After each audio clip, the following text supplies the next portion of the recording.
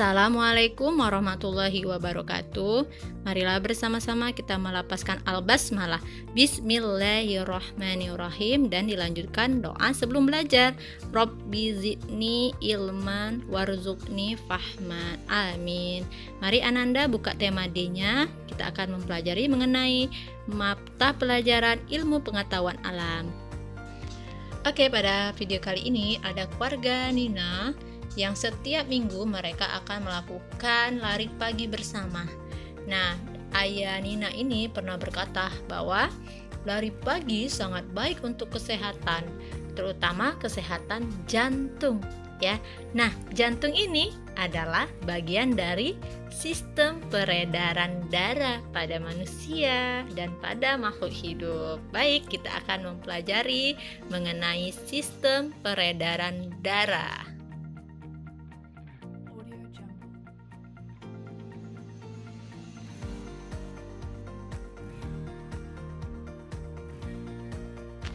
Pengertian sistem peredaran darah yaitu sistem organ yang berfungsi mengangkut oksigen, zat makanan ataupun nutrisi dari jantung ke seluruh tubuh.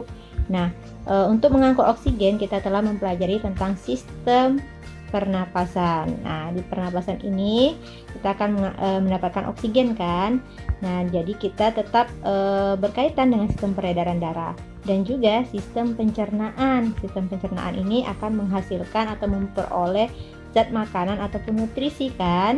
Nah, jadi nutrisi nantinya akan dibawa oleh darah untuk diedarkan ke seluruh tubuh. Jadi sistem peredaran darah ini berkaitan dengan sistem pencernaan dan sistem pernapasan. Organ peredaran darah, silakan dibuka di halaman 3 ya Ananda. Terdiri dari 2, yaitu ada jantung dan pembuluh darah. Oke, sekarang kita bahas jantung dulu ya. Jantung berfungsi untuk memompa darah ke seluruh tubuh. Jantung manusia terdiri dari 4 ruang. Yang pertama, ada serambi kiri. Serambi kiri ini fungsinya untuk mengalirkan darah yang kaya oksigen dari paru-paru ke bilik kiri. Selanjutnya, ada serambi kanan. Serambi kanan ini fungsinya untuk mengalirkan darah yang kaya karbon dioksida ke bilik kanan. Selanjutnya ada bilik kiri. Bilik kiri ini fungsinya untuk memompa darah yang kaya oksigen menuju ke seluruh tubuh. Dan yang keempat ada bilik kanan, ya.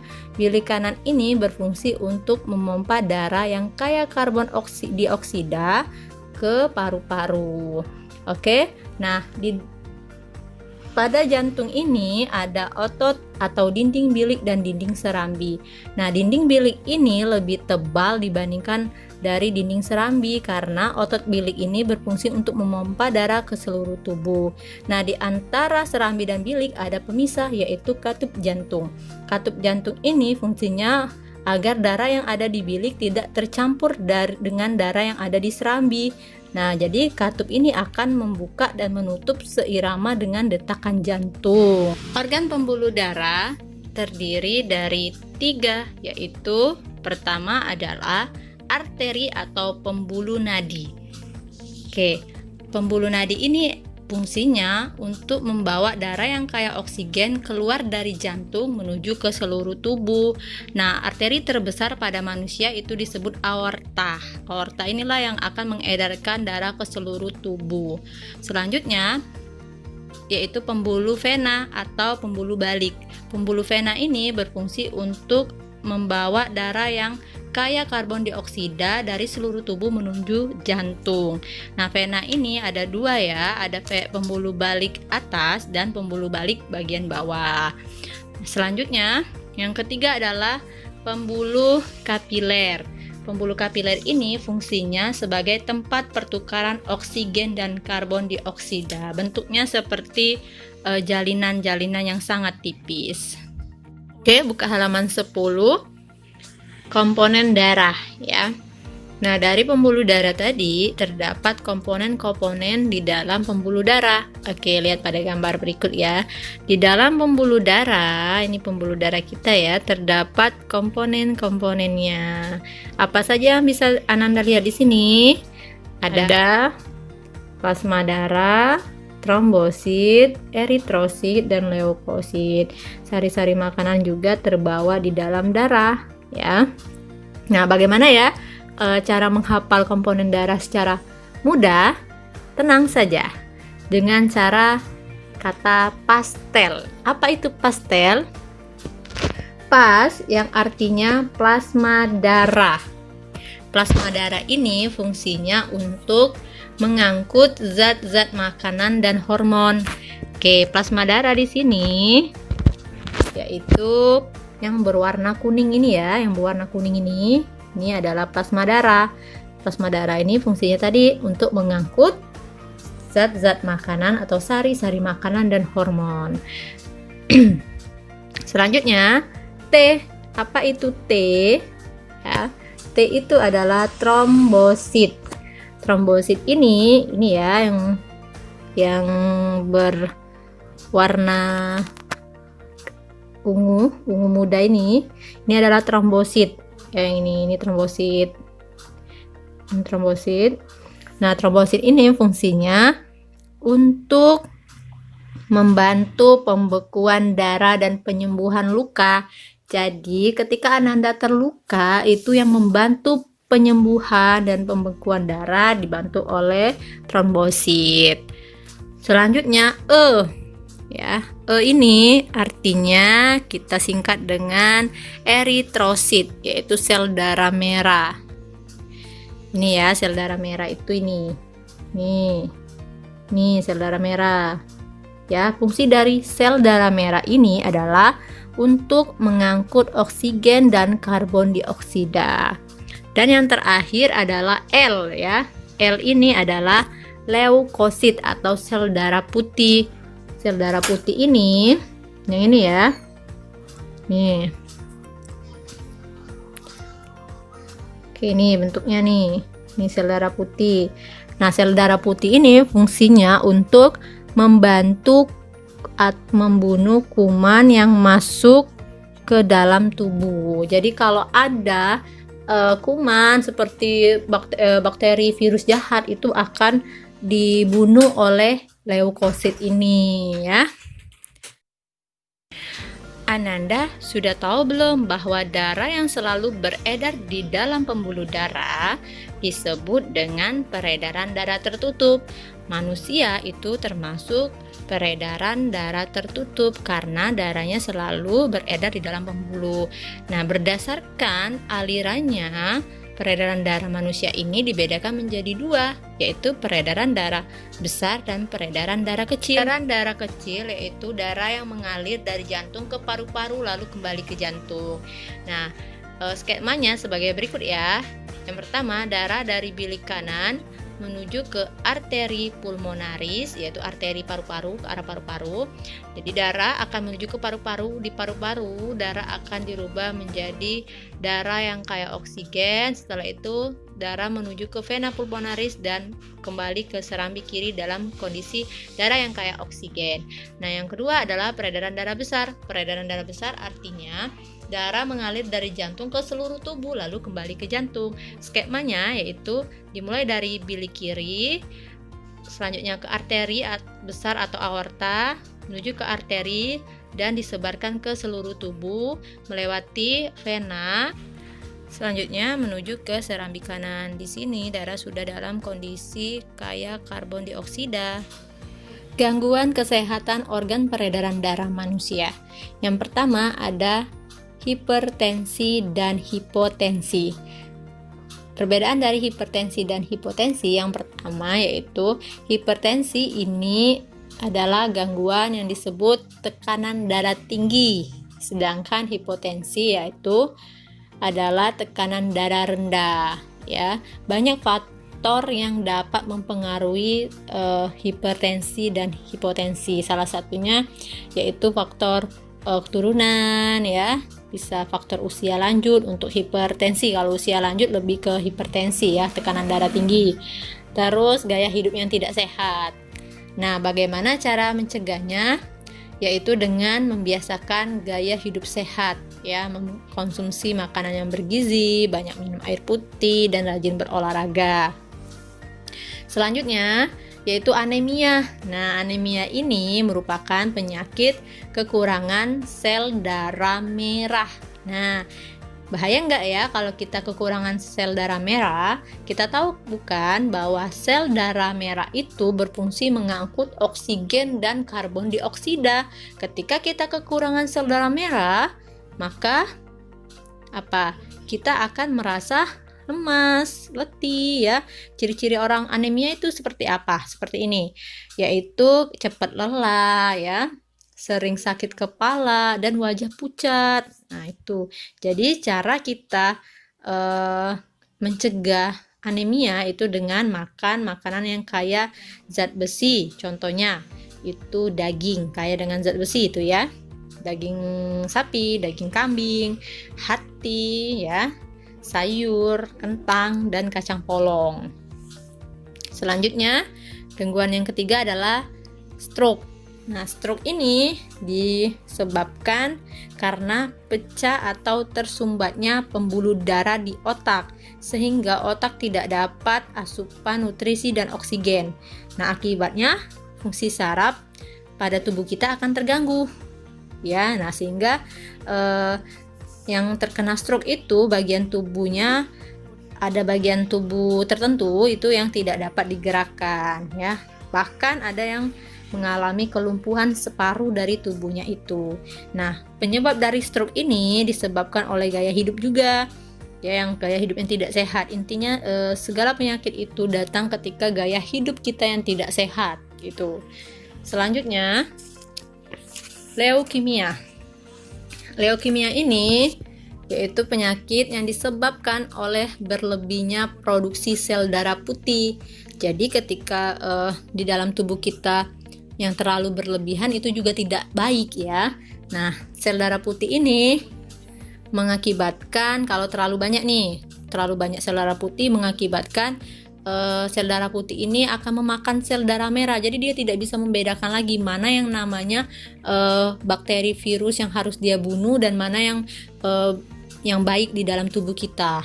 Jadi dampaknya nanti tubuh kita akan kekurangan sel darah merah. Nah, jadi kalau misalkan penderita leukemia ini harus rutin melakukan transfusi darah untuk menerima asupan sel darah merah, karena sel darah merahnya dimakan leukosit, benar, sel darah putih ya. Oke, lanjut. Faktor yang memengaruhi kesehatan organ peredaran darah. Silakan Ananda buka di halaman 58. Nah, faktor yang mempengaruhi kesehatan organ peredaran darah yang pertama adalah faktor perilaku. Faktor perilaku ini akan menunjang meningkatnya derajat kesehatan kalau perilaku kita sehat.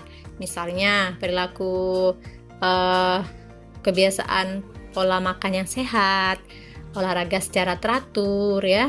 Nah, itu bisa menghindarkan kita dari penyakit jantung, darah tinggi, stroke, dan kegemukan. Yang kedua adalah faktor lingkungan. Karena lingkungan ini adalah salah satu faktor penentu kesehatan masyarakat. Ya, ketika di lingkungan kita memiliki sarana kebersihan yang memadai, nah biasanya kita tidak mudah terjangkit penyakit. Ya, jadi ketika lingkungan kita bersih, penyakit pun akan menjauhi dari kita. Ya, jadi lingkungan ini harus tetap kita jaga ya. Yang ketiga, faktor keturunan. Nah, faktor keturunan ini ada memang beberapa penyakit itu yang diturunkan dari genetiknya, ya, keturunan genetik dari dalam tubuh, dari gen. Nah, biasanya itu dibawa oleh dari keluarga. Jadi penyakit yang dibawa oleh keluarga itu kita bisa mencegahnya dengan bisa tetap pola hidup sehat, tapi kita tidak bisa menghilangkan karena sudah bawaan dari tubuh ya, dari genetik, dari keluarga kayak gitu. Selanjutnya faktornya adalah faktor pelayanan kesehatan. Jadi fasilitas kesehatan dan ketersediaan tenaga medis yang dapat mempercepat pelayanan kesehatan untuk masyarakat juga merupakan faktor untuk mempengaruhi kesehatan organ peredaran darah. Nah ya, jadi Indonesia itu juga memerlukan tenaga medis dan fasilitas kesehatan yang mudah dijangkau untuk kalangan masyarakat ya. Oke, selanjutnya cara menjaga kesehatan organ peredaran darah. Silakan dibuka di halaman 70. Nah, di sini ada beberapa cara agar kita bisa menjaga organ peredaran darah. Jadi lebih baik mencegah daripada mengobati. Oke, bagaimana ya caranya? Yang pertama, lakukan istirahat yang cukup. Jadi tidur yang cukup ya.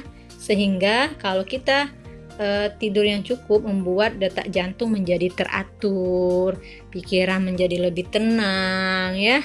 Gitu. Selanjutnya, berolahraga. Nah, dengan berolahraga secara teratur, misalkan 1 minggu sekali saja cukup lah ya. Kalau misalkan minimalnya aja ya. Tapi sebaik-baiknya lebih dari itu. Tapi tidak harus sesering mungkin, teratur aja.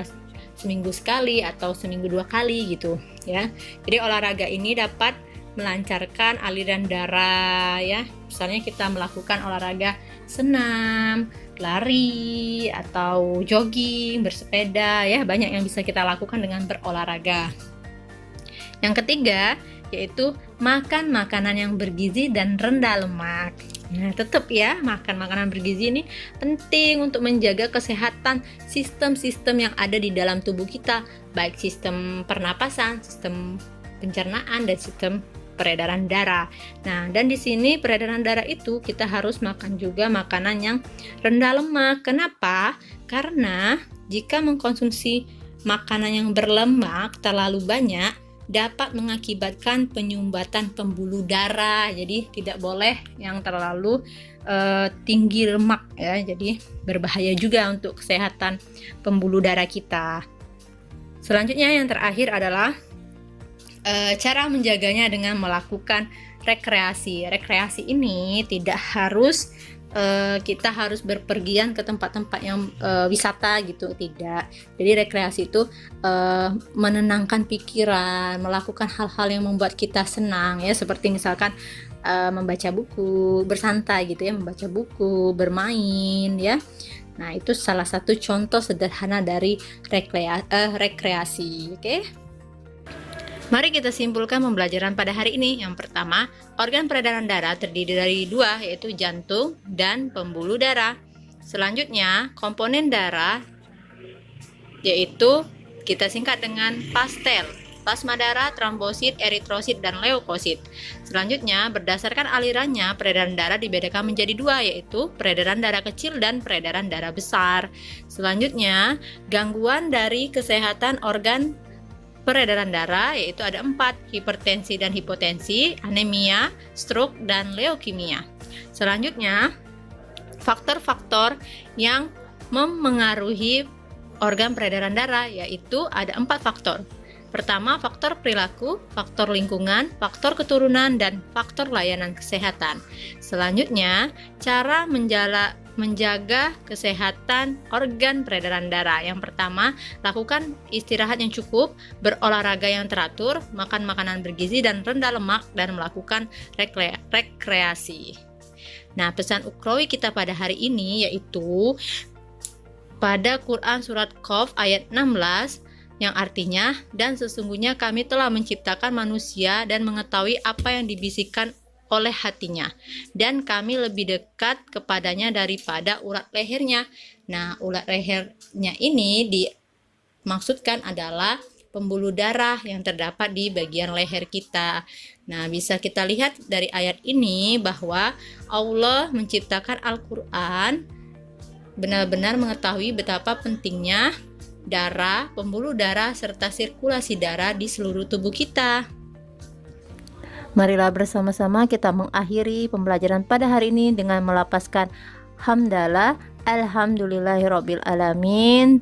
Silakan dibaca lagi materinya pada hari ini untuk diingat ya. Dan Bunda akhiri, wassalamualaikum warahmatullahi wabarakatuh.